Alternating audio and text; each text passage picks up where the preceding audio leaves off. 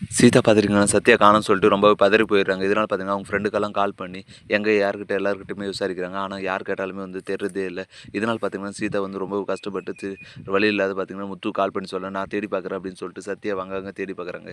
எங்க தேடியும் கிடைக்காதனால, அப்படியே போற வழியில தேடிட்டே போற வழியில பார்த்தீங்கன்னா, சத்யாவோட ஃபுட் டெலிவரி பண்ற வண்டி பார்த்தீங்கன்னா, அங்க ரோடு ஓரம் நின்னுட்டு இருக்கு. இத பார்த்த உடனே, எங்கடா இவன் வண்டிய விட்டு வேற எங்கேன்னு போயிருப்பானா? அக்கம் பக்கம் போயிருந்தாலும் இப்படி வண்டி விட்டு போற ஆளே இல்லையே!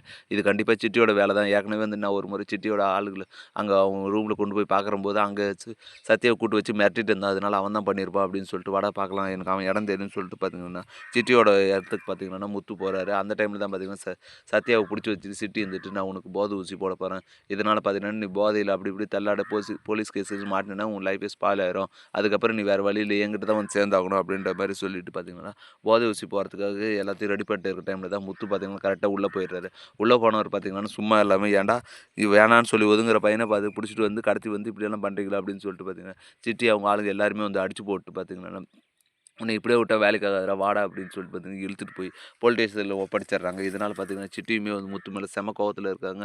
"டேய் நான் எவ்வளோ பெரிய ஆளுன்னு தெரியாம என்னவே அடிச்சு நீ ஜெயில் போடுற உன்ன பார்த்துன்னு இருடா" அப்படின்ற மாரி சொல்ல, உடனே இன்ஸ்பெக்டரும் இருந்துட்டு, "ஏன்டா என் முன்னாடியே அவன மிரட்டுறியா? நான் இருடா உன்ன ஃபர்ஸ்ட்டு உள்ளுக்கு தள்ளி 6 மாசம் கம்பி எண்ண வைக்கிறேன்" அப்படின்னு சொல்லிட்டு பார்த்தீங்கன்னா, சிட்டி மேல எஃப்ஐஆர் ஃபைல் பண்ணிடுறாங்க. இப்படி தான் வரப்போற எபிசோட் வந்து போப்போது. இத பத்தி நீங்க என்ன நினைக்கிறீங்கன்றத மறக்காம கமெண்ட் பண்ணுங்க.